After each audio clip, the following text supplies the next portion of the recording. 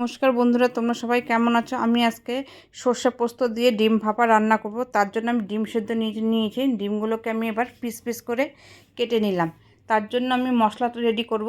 তার জন্য মশলা আমি নিয়েছি, সর্ষে নিয়েছি, পোস্ত নিয়েছি, 4টে কাঁচা লঙ্কা নিয়েছি। এবার মশলাগুলোকে আমি সব মিক্সিং জারে দিয়ে দেবো। মিক্সিং জারে দিয়ে ভালোভাবে মশলাটাকে আমি পেস্ট করে নেব।